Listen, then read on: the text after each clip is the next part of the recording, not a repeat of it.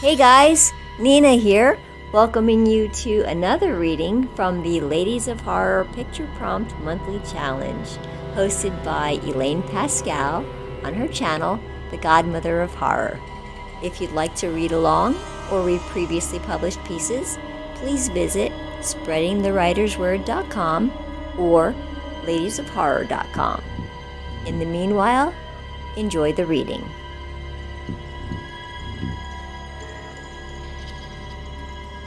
Telephone by K.R. Morrison.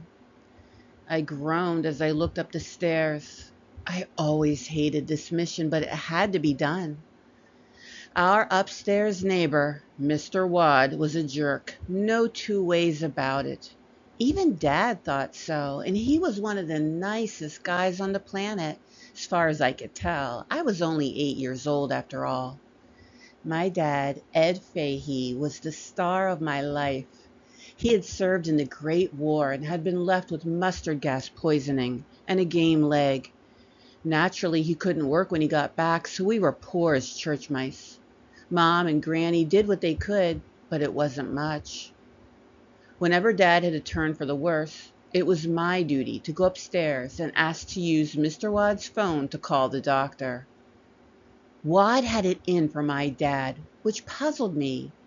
Dad had assured the guy's freedom, but this guy treated him like dirt.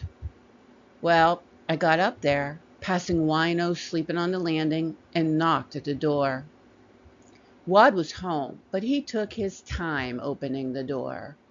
When he saw it was me, his eyes gleamed with a mixture of hate and greed. "Morning, Mr. Wadd." I was always polite. Dad had told me to always be polite, even if I'd rather slug the guy. "Could I please use the phone? Dad's having problems, and I gotta call the doctor." He stuck out a grubby fat hand. "Nickel." I didn't have a nickel. "Sorry, I don't have one today. Can I owe you? It's really important." "No nickel, no phone." He slammed the door and locked it. I was so mad I didn't even say excuse me when I accidentally kicked one of the winos on the way down. When I got in my door, I knew something was different. Mom no longer had the urgent look on her face, and Granny was crying. "Mr. Wadd wouldn't let me use the phone. He just slammed the door," I started. "No minds," Mom said through her tears. "Your dad's gone." I hadn't even started to cry when a car pulled up outside. It was Dr. Johnson. As he climbed up to the stoop, he said to me, "Your dad's taken ill again, I gather." I just stood there with my mouth open. Mom came up behind me. "John? I thought Mr. Wadd denied you the use of his phone." "Well, I don't know about that," the doctor said. "It was Mr. Wadd who called me." I looked up the stairwell. Had he actually had a change of heart? The winos were stirring, getting ready for their day, but it wasn't them who caught my attention. There was a light from Mr. Wadd's place. I could see the reflection on the stairwell window. "Wait," I pointed up the stairs. "His door's open. That never happens." Dr. Johnson frowned, and he and I climbed the stairs to see what was what. The door was wide open. Like I said, he kept that door shut as close as an oyster shell.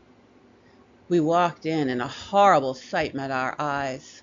Mr. Wadd was sitting in his recliner, dead as a doornail. The phone cord was wrapped tightly around his throat, and his face was contorted in a look of abject terror. Dr. Johnson tried to steer me out of the room, but gave up and zipped down the stairs to call the authorities. I was about to leave when I saw something sticking out of Wadd's shirt pocket. It hadn't been there earlier. For some reason, I felt like I had to have that paper. So I took it and ran back downstairs and through our apartment to my room. There I read it. "Thanks for the use of the phone, Ed." I smiled to myself and muttered, "Sic semper tyrannis." Nice going, Dad.